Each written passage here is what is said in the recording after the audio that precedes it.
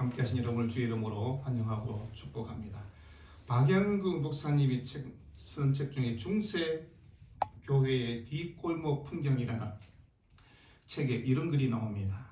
역사는 말한다. 밀리노 칙령 이전에 기독교가 받았던 핍박보다 이후 기독교가 이교도를 받게 했던 것이 훨씬 더 가혹하고 혹독했다라고 그렇게 얘기합니다. 여러분, 중세 교회가 이 세상을 지배하고 있을 때 그때 그 교회는 성경적 가르침의 교회라고 얘기할 수 있느냐고 물어보면 아니라고 얘기할 수 있을 것입니다. 여러분, 이런 말을 들을 때 우리가 예수 그리스도를 믿는 그리스도인으로 살아가고 예수를 따라가는 주님의 자녀로 살고 있다고 생각했을 때 고민하는 것이 무엇이 있어야 될까요? 말은 그리스도인이라고 얘기하고 사랑을 외치지만 성김과 나눔과 배려의 삶이 우리가 정말 예수님께서 원하는 수준으로 그렇게 살고 있는 것을 생각하는 것입니다. 낮은 자리로 가라고 해냈지만 높은 자리 가려고 얼마나 우리가 발버둥 치는지 모릅니다. 여러분, 한국교회의 잘못된 일들 중에 여러 가지가 있을 것입니다. 목사의 잘못된 권위 때문에 성도들이 큰 아픔과 상처를 받기도 했습니다.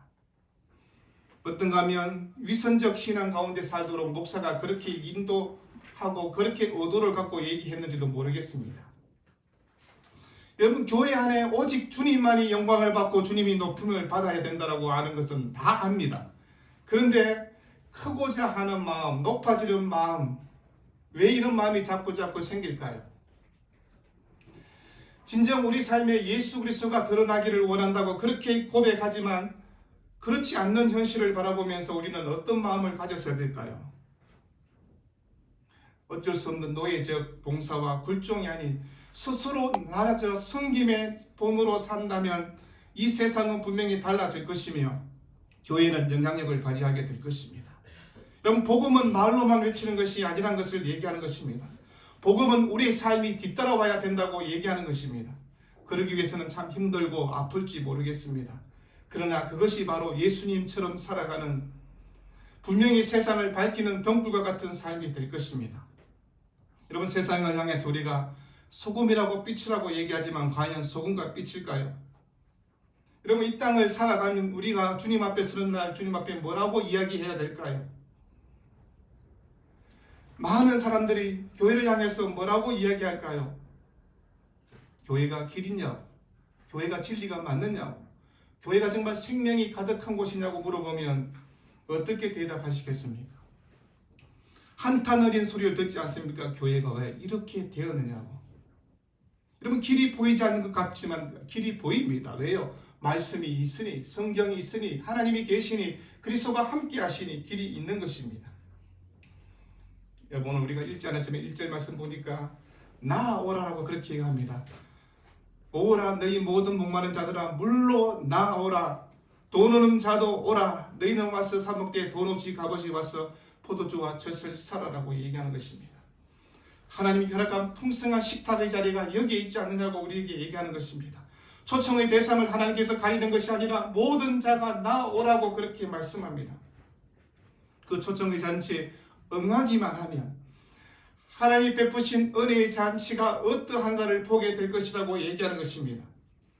하나님이 제공하시는 은혜는 우리가 느꼈던, 우리가 보았던, 우리가 맛봤던 것과는 전혀 다른 것을 얘기하는 것입니다. 세상이 주는 것, 사람들이 주는 것, 조금은 배부를 수 있지만 결코 배부르지 않다는 것을 잘 알고 있습니다. 하나님께서 베푸시는 은혜는 참된 양식이기에 하나님 그것은 우리의 인생의 모든 갈증의 문제를 씻어줄 뿐만 아니라 우리의 영혼까지도 배부르게 해주시겠다라고 그렇게 말씀하는 것입니다. 여러분, 하나님께서 시온의 백성들을 향해서 준비하는 영원한 언약의 은혜 가운데 우리에게 허락하신 은혜가 무엇입니까? 우리가 읽지 않았지만 본문 5절은 예수를 믿는 그리스도를 향해서 신약 교회에 대한 예언의 말씀을 하고 있는 것입니다.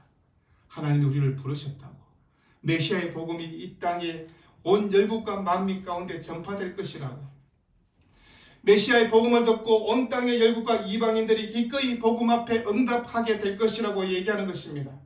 그러나 그 복음의 초청 앞에 우리가 취해야 될 태도가 무엇입니까?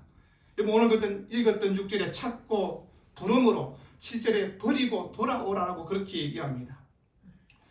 여러분, 여호와를 찾는다는 말은 대충대충 하나님을 찾아가는 것이 아니라는 것입니다. 필사적으로 부지런히 내 목숨을 걸고 찾아야 된다고 얘기하는 것입니다. 찾다, 다라시란 이 말은요, 발달한 의미로 놓치지 않고 부지런히 뒤를 쫓아가는 것을 얘기하는 것입니다. 부지런히 여호와를 찾아야 된다고. 여러분, 그때 하나님의 만남의 은혜가 우리에게 다가오는 것입니다. 하나님과 만날 수 있는 기회가 있을 때 놓치지 말고 하나님을 만나라고 그렇게 얘기하는 것입니다. 여러분, 부른다, 콰라란 말은요, 큰 소리로 그 이름을 부르는 것을 말합니다. 하나님이 여기 계시니 우리가 부른다고. 여러분, 믿음이 뭘까요? 믿음은 하나님을 필사적으로 찾는 것입니다. 여러분, 기도의 핵심이 뭘까요? 기도는 하나님을 갈급히 하는 목마름으로 찾아가는 것이 기도입니다. 여러분, 우리가 기도할 때 우리가 불렀던 찬송의 가사처럼 주 나를 박대하시면 나 어디 가리까는 그 고백으로 하나님이 설령 나를 박대하신다 할지라도 나는 주님 앞으로 나아가겠다고 얘기하는 것입니다. 하나님이 응답해 주셔야만, 하나님이 함께해 주셔야만 된다는 이 절박한 심정으로 하나님 앞에 매달리는 것이 기도입니다. 여러분, 그래서 하나님께서 우리를 만날 만한 때 만나라고, 찾아라고 그렇게 얘기하고, 그런데 우리는 하나님은 늘 만날 수 있으니, 하나님을 부르면 늘 하나님이 응답해 주시니라고 그렇게 얘기합니다. 물론 그렇습니다. 그러나 하나님이 우리의 신앙 가운데 터닝 포인트를 허락해 주는 그때가 있다는 것입니다. 하나님의 은혜가 쏟아져 내 인생의 분수령이 될 수 있는 어떤 시기에, 어떤 때에 하나님이 우리에게 말씀하시는 때가 있다고 얘기하는 것입니다. 그때 여러분, 목마르게 하나님을 갈구하며 찾는 자가 되라고 얘기하는 것입니다. 다음 기회 있겠지, 다음 기회는 없습니다. 여러분, 오늘 인생이 내 인생의 마지막이 될지 누가 알 수 있겠습니까? 하나님 말씀이 선포되는 그 순간에, 하나님 말씀을 듣는 그 순간에 이 말씀이 내 인생의 마지막 말씀이처럼 붙드는 자의 인생이 되라고 얘기하는 것입니다. 그래서 성경 고린도후서 6장 2절에 이르시되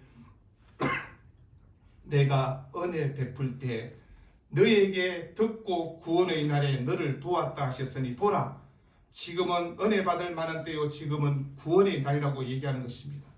때가 있고 날이 있다는 것입니다.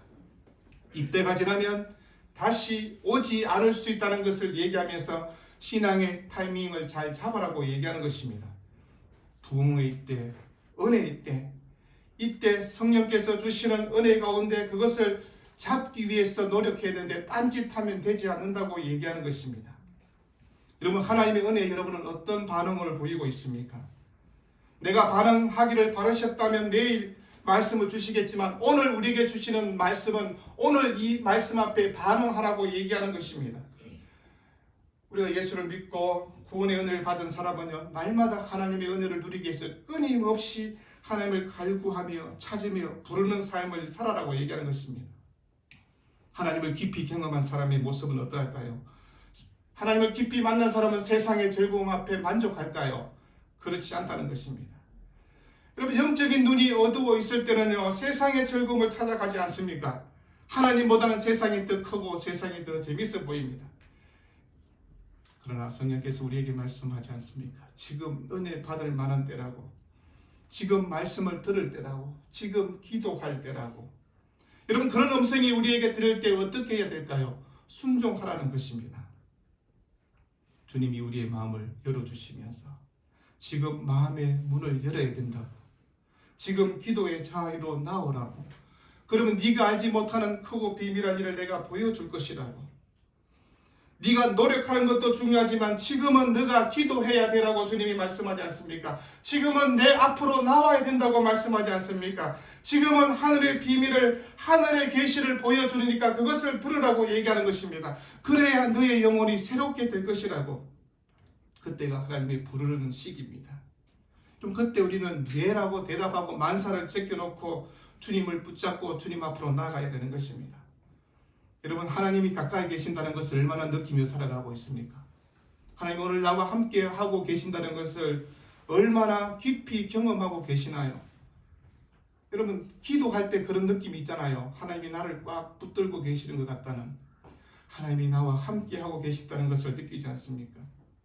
하나님을 향해서 얼마나 절박하게 간절히 그렇게 부르며 지냈습니까?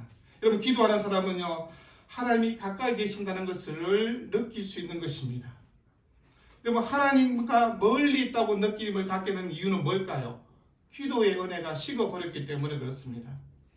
여러분, 한국 교회 안에 흔히 이런 이상한 농담하지 않습니까? 교회 안에 가난한 성도들이 있다, 그렇게 얘기합니다. 여러분, 가난은 거꾸로 얘기하면 안 나갑니다. 교회에 안 나겠다고. 그냥 유튜브에 찬양을 좀 듣기 위해서 찬양에 보면 댓글에 있지 않습니까? 예수님은 좋은데 교회가 싫어요. 예수님의 은혜는 큰데 목사가 싫어요. 그런 유튜브에 그냥 댓글을 보면 가슴이 참 아픕니다. 여러분, 교회 안에 상처를 받았다고 해서 하나님을 멀리할 수 있겠습니까? 설령 큰 상처가 있어도 주님 앞으로 나아가는 것입니다. 여러분, 가난한 성도가 되어서는 되지 않는다고 얘기하는 것입니다. 그래서 마태복음 18장 19절에 우리에게 뭐라고 합니까? 너희 중에 두 사람이 땅에서 합심하여 무엇이든지 구하면 하늘에 계신 내 아버지께서 그들을 위하여 이루게 해주시겠다고 얘기합니다.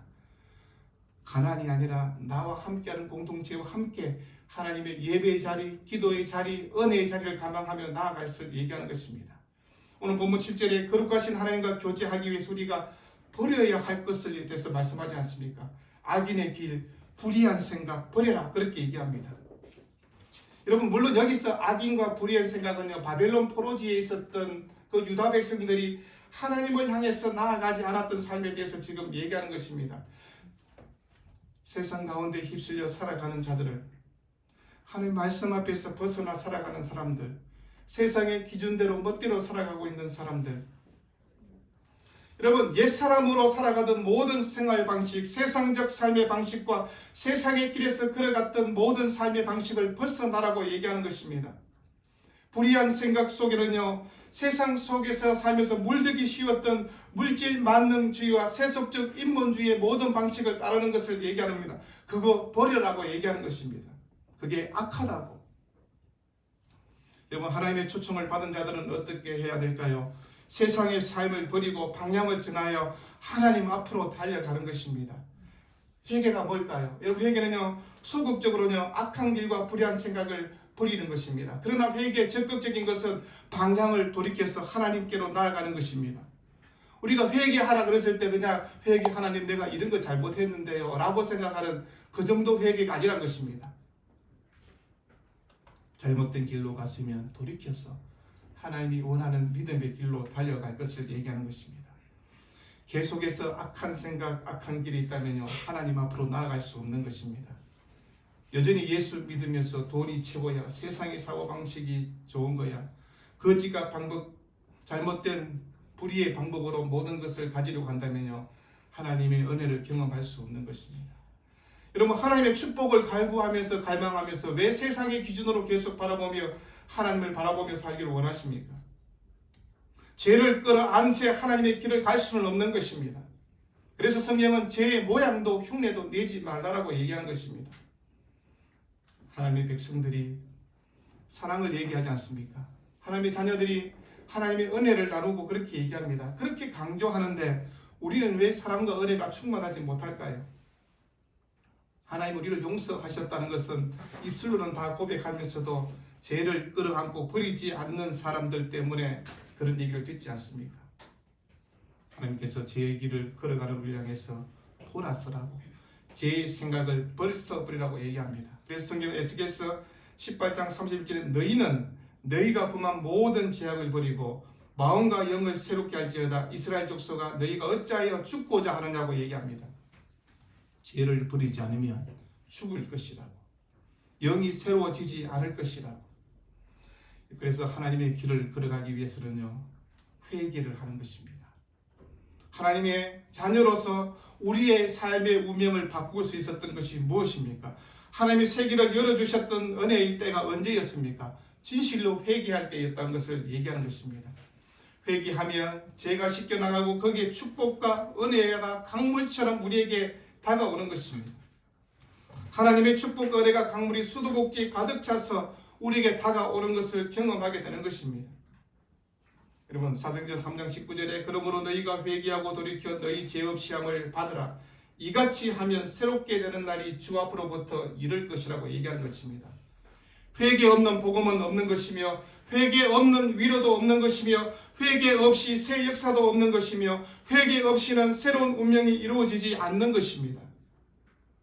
이렇게 진정으로 회개하는 자는요, 하나님의 축복하시는 가운데 먼저 긍휼히 여겨주실 것이고 하나님의 너그러운 은혜를, 하나님의 용서함을 경험하게 되는 것입니다.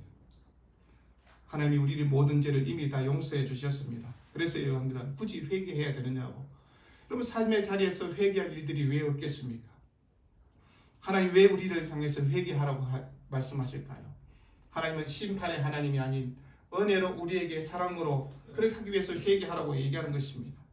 그래서 회개는 하나님과의 첫사랑을 회복하고 영적 초점을 다시 맞추는 것입니다. 여러분, 군인들이 총을 쏠 때 대충 쏠까요? 그렇지 않습니다. 한 발 한 발이라도 정확히 타겟을 향해서 정확히 쏘지 않습니까? 하나님 향해서 우리의 시선이 정확하게 가야 되는데 대충 그렇게 살면 안 된다고 얘기하는 것입니다. 그래서 8절과 9절은 뭐라고 얘기합니까? 포로된 시온의 백성들이 현실적으로 가장 의심스러웠던 것들을 말씀하지 않습니까? 우리가 과연 바벨론에서 해방될 수 있을까? 우리가 다시 고국으로 돌아갈 수 있을까? 강대국에서 포로가 잡혔던 자들이 언제 돌아온 적이 있느냐고. 여전히 강력한 제국 바벨론 앞에서 우리가 무슨 힘으로 독립운동을 할 수 있겠느냐고. 그리고 하나님의 구원의 초청에 대해서 구원에 대한 확실한 보장을 의심하는 것을 향해서 하나님께서 구원의 보장을 해주시는 것입니다. 길이 없는 것처럼 보일 수 있습니다.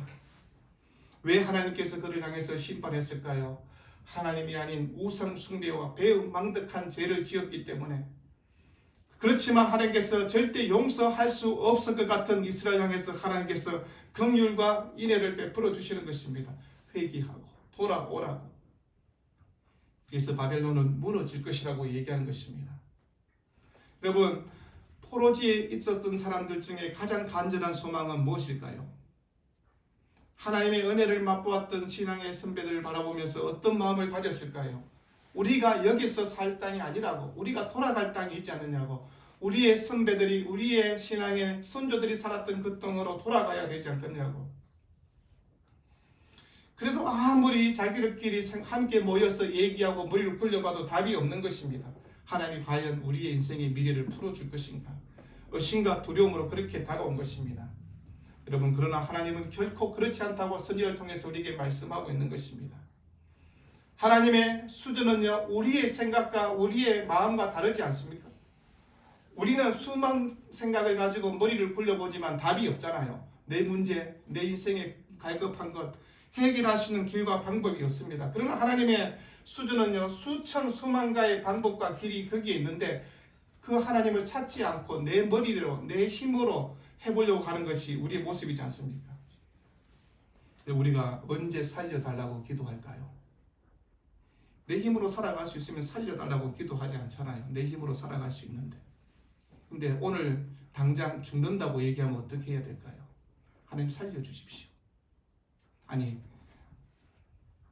이 땅을 살아가면서 제가 죽는 것이 두려운 것이 아닙니다. 나는 오늘 죽어도 괜찮습니다. 더 행복할 것 같다는 생각 같습니다.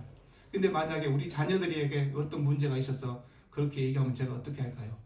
살려달라고 발부둥 치지 않겠습니까? 하나님, 제 자녀들 살려주십시오. 하나님, 제 자녀들 지금 데려가시면 안 된다고. 여러분, 그런 간절함으로 기도해보라는 것을 얘기하는 것입니다. 하나님, 우리의 생각과 상식을 뛰어넘어서 보지 못하는, 알지 못하는 길까지 인도하시는 하나님의 은혜가 펼쳐질 것을 기대하며 기도해보라고 얘기하는 것입니다. 여러분, 기도가 뭘까요? 모든 문제를 하나님께 맡기는 것입니다. 내가 그것 붙들고 내 힘으로 해결하는 것이 아니란 것입니다. 우리가 늘 기도한다는 것이 무엇입니까? 기도는 하나님께로 그 문제가 옮겨가는 것입니다. 그래서 믿음 있는 성도는 하나님의 생각이 자기 생각보다 차원이 다르고 높은 것을 인정하기에 인생이 원하는 대로 풀리지 않아도 결코 섣불리 낙심하거나 낙담하거나 좌절하지 않는 것입니다. 우리 생각대로 우리 원하는 대로 되면요, 세상은 너무나 혼란스러워질 것입니다. 세상은 하나님의 뜻대로 이루어지는 것입니다. 하나님의 주권 가운데 이루어지는 역사를 얘기하는 것입니다. 하나님의 계획들 가운데 우리의 가장 좋은 생각, 그걸 뛰어넘어서 하나님은 일하고 계시는 것을 얘기하는 것입니다. 여러분, 우리가 이렇게 하나님, 내 인생의 문이 열려야 됩니다라고 기도하는데 하나님께서 문을 닫아버리지 않습니까? 하나님 이것 해결해 주지 않으면 제가 죽습니다. 우리 가정 망합니다라고 하는데 하나님이 문을 닫아버릴 때가 있습니다. 이해할 수 없는 어려운 일들을 경험하기도, 내가 노력하고 공들여고 했던 모든 것들이 하루아침에 좌절을 하고, 가장 믿었던 사람에게 배신을 당하기도 하고, 가장 가까이 했던 사람이 나를 떠나기도 하고, 전혀 원하지 않았던 일들이 우리 가운데 일어나기도 하고, 내 인생이 고통스럽고 한심스럽기도, 그래서 하늘이 원망스러울 때가 있지 않겠습니까? 그러나 우리가 세월이 흐르고 난 다음에 고백하는 것이 무엇입니까? 하나님은 선하셨다고. 역시 하나님이 우리의 삶의 길을 가장 잘 알고 계셨다고. 내가 처음 가보는 그 길, 의심과 두려움으로 걸어갔을 때 하나님이 그 길을 나와 함께 가셨다는 것을 고백하지 않습니까? 처음에는 고난과 재앙이 하나님, 이것이 섭섭하다고, 하나님이 원망스럽다고 얘기했는데, 훗날 하나님께서 내가 원했던 그 길로 가게 했으면 내가 인생에 얼마나 큰 위험한 일을 만났을까를 생각하고 가슴을 쓰라니 떠지기 얼마나 많이 했는지 모릅니다. 그래서 하나님의 생각은 우리의 생각을 뛰어넘어서 이해하지 못하는 것까지 하나님은 우리의 길을 걸어가게 하시고, 하나님께서 우리의 길이 틀렸다고 바꾸어 가실 때는요, 때로는 고난도 아픔도 주시는 것입니다. 여러분, 기도할 때 어떻게 기도해야 될까요? 하나님 이루어 주옵소서, 그것도 필요하지만, 하나님 제 생각과 하나님의 뜻이 충돌한다면 제 생각을 적게 하시고 하나님의 뜻대로 되게 해주세요라고 그렇게 기도해야 되지 않겠습니까? 우리는 불가능한 일이라고 하는 일은, 하나님은 그거 불가능한 것 아니야, 그거 가능한 일이라고 그렇게 얘기합니다. 오늘 시온의 백성을 향해서 선지자를 통해서 하나님의 백성의 구원과 회복에 대해서 말씀하면서 그 말씀에 대해서 얼마나 그들이 믿었을까요? 오늘 11절에 하나님의 말씀이 비와 눈의 비유에 대해서 얘기합니다. 하늘에서 내려온 비와 눈은 결코 땅에서 그대로 되돌아가는 법이 없다라고 그렇게 얘기합니다. 하늘에서 내려온 비와 눈은 어긋없이 땅을 적시고 싹이 피고 열매를 맺게 한다고 얘기하는 것입니다. 하나님의 약속하신 말씀은 우리를 살리고 우리를 회복시켜 주시며 우리를 부흥시켜 주시며 하나님의 뜻 가운데 하나님의 뜻으로 인도해 갈 것을 얘기하고 있는 것입니다. 여러분, 이런 말씀을 들으면서 우리는 어떤 마음을, 어떤 생각을 가져야 될까요? 하나님이 원하신 뜻이라면 내 인생 가운데 그 뜻이 이루어질 거라는 것을, 아무리 현실이 암담하고 답이 보이지 않는 것 같다 할지라도 하나님은 뜻밖의 방법을 동원하시고 내가 생각지 못한 일들로 이루어 주실 것을 얘기하는 것입니다. 회복된 하나님의 백성은 이제 하루하루 삶 속에서 하나님의 말씀을 능력 있게 이루어간다는 것을 고백하게 된다는 것을 얘기하는 것입니다. 그래서 우리가 말씀을 읽고 묵상하고 듣고 기도하고 예배드리는 이 시간이 흥분이 되는 것입니다. 하나님께서 나에게 어떤 은혜를 주시려고, 하나님이 나에게 어떤 말씀을 주시려고. 저는 제 개인적으로는요, 교회가 크지 않아서 개인적으로 목사로서의 삶이 좀 힘든 것도 있다 할지라도 가장 기쁘고 감사한 것은, 늘 얘기하는 것은 혼자 와서 기도할 때, 그리고 이 말씀을 읽고 묵상하고 설교 준비하면서 이 말씀이 이렇게 우리에게, 나에게 다가와 주시는구나, 이 말씀을 함께 나눌 성도들이 있어서 이 말씀과 이 은혜를 함께 나눌 수 있으니 이것만큼 기쁘고 행복한 일이 어디 있느냐고. 우리가 조심해야 될 것이 하나 있습니다. 믿음 없이 그냥 힘든 상황을 바라보면요, 아프고 지치고 낭망되는 것밖에 없습니다. 그래서 잘못된 선택, 잘못된 결론을 내릴 수 있습니다. 하나님 왜 이런 일들을 허락하셨을까? 하나님께서 왜 이렇게 하셨을까? 여러분, 내가 교회 일도 열심히 했고 하나님을 열심히 사랑했고 하나님의 뜻이라면 순종하며 그렇게 살아왔는데 왜 나에게 이런 힘겨운 상황이 다가올까? 여러분, 이런 원망의 생각이 들어올 때 어떻게 해야 될까요? 절대로 우리 눈에 보이는 지금 있는 이 일 가지고 일희일비하지 말고 미리 판단하지 말라는 것입니다. 어제 어떤 목사님 설교 들으니까 이런 얘기 하더라고요. 험한 산 앞에서 터널을 뚫지 않고 가는 고속도로는 없다, 그렇게 얘기하기에 바로 적어놨습니다. 괜찮네, 나도 설교할 때 한번 써먹어야지. 옛날에 고속도로 뚫을 때요, 터널을 못 만드니까 빙빙 돌아갔잖아요.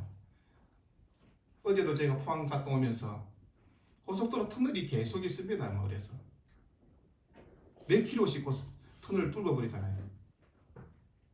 대신 통행료가 조금 더 올라갔습니다. 그럼에도 불구하고 우리 인생 가운데 터널이 있을 때, 야, 터널이네. 하나님이 뚫고 버립니다.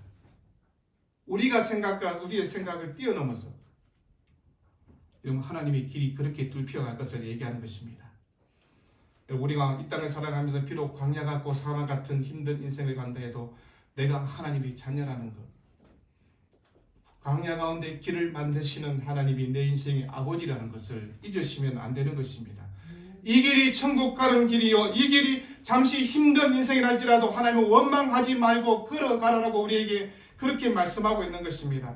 여러분, 우리 모두는 하나님이 내시는 그 길로 걸어가고 있는 것입니다. 아닌 것 같아지라도 아니다, 하나님께서 내신 그 길로 내가 너희를 걸어가게 하고 있다고 말씀하는 것입니다. 우리가 걸어가야 할 길은 세상 사람들이 걸어가는 길과 다른 것입니다. 편하고 좋은 길처럼 느끼는 세상의 길이 아닌 좁은 길, 좁은 문 가는 그 길이 하나님의 길로 나아가는 길인 것을 여러분 믿으셔야 되는 것입니다. 그것이 바로 거룩한 길이고 생명의 길이며 사명의 길이며 섬김의 길이며 순종과 희생의 길이라는 것을 얘기하는 것입니다. 여러분, 그런데 그 길 걸어가면서 기도하지 않으면 그 길이 보이지 않습니다. 그래서 안개처럼 깜깜합니다. 그런데 기도하면 하나님께서 그거 안개 뒤에 어떤 길이 있는가를 하나씩 보여주지 않습니까? 여러분, 얼마나 주님을 찾고 부르며 간절히 만나기를 원하십니까? 찬송할 때는 은혜 없이는 살아갈 수 없네 불러놓고 하나님이 은혜 없이 내가 당당하게 열심히 살아가고 있는 것처럼 생각하면 아니라고 얘기하는 것입니다. 우리 찬양할 때 이 길 끝에 우리 주님이 나를 부르고 계신다고 그렇게 찬양하지 않습니까? 예수 믿고 신앙생활 하면서 여러분, 어떤 것이 가장 행복했습니까? 어떤 일이 가장 기뻤습니까? 주님이 나와 함께 내 인생의 길을 만들어가고 계신다. 여러분, 부모도 우리 인생의 길을 손잡고 가주지는 못합니다. 함께 해주지 못하는 것입니다. 저희 딸이 미국에 있지만, 우리 손녀가 미국에 있지만 제가 할 수 있는 일이 무엇이 있습니까? 이제 곧 돌이 다가오는데 아빠가 경력금 보냈다 얘기하니까 그거 준 거 모아놓고 시은이한테 줄 거야 이렇게 대답하더라고요. 여러분, 우리의 인생 가운데 해줄 수 있는 것들이 무엇이 있을까요? 여러분의 자녀들을 위해서 무엇을 주기를 원하십니까? 여러분, 하나님의 은혜가 이곳에 있다는 것을 가르치고 기도의 삶이 우리의 삶을 붙들고 가고 있다는 것을, 그리고 우리의 신앙의 삶의 자리에서 돌이켜야 될 것들을 잘 돌이켜서 하나님 앞으로 나와야 된다는 것을 가르칩니다. 그러면 우리 자녀들이 어떻게 걸어갈까요? 하나님이 나와 함께 영원히 나와 함께 하고 있다는 것을 경험하게 될 것입니다. 몇 억씩, 몇십억씩, 몇백억씩 자녀들한테 물려주면 좋을까요? 능력이 되면 그렇게 물려주십시오. 근데 저는 물려줄 것이 없으니 기도할 뿐입니다. 하나님, 내 자녀들은 나의 삶보다는 몇 배를 뛰어넘어서 하나님이 원하시는 믿음의 길로 부자가 되게 해달라고 기도하지 않습니다. 저는 우리 아버지 그러더라고요. 기초연금 받고 있고 팀에 오신 딱 어른이 기초연금 너것만 다 가져간다. 노령연금 받은 거 너것만 다 가져간다. 그래서 아버지한테 얘기했습니다. 아버지, 감사하잖아요. 아버지 열심히 사셨는데 이렇게 나이 드시니까 기초연금도 국가에서 주고 노령연금도 주고 자녀들이 이리 와서 아버지 생신이라고 용돈도 주고 좋잖아요. 여러분, 우리가 하나님의 은혜는 그것을 더 천배로 뛰어넘는 것입니다. 우리 삶을 보장해 주시는 하나님 은혜, 길을 만드시는 하나님 앞에 나는 이 한 주간 어떤 믿음으로 살아야 될까를 한번 되새겨 보십시오. 믿음의 길을 잘 걸어가고 있는지, 하나님 내시는 그 길을 향해서 순종하며 따라가고 있는지 기도하겠습니다. 사랑하는 주님, 우리의 인생 길을 만드시는 주님 앞에 이스라엘 백성들은 아니 하나님이 어떻게 내 길을 만들고 있느냐고 때로는 의심했을 것입니다. 그럼에도 불구하고 하나님이 우리 인생 길을 어떻게 만들고 가고 있는가를 성경을 통해서 우리에게 낱낱이 증거하고 있는 것들을 보게 됩니다. 지금은 보이지 않아서, 지금은 잡히지 않아서, 지금은 확인되지 않아서, 그럼에도 불구하고 우리의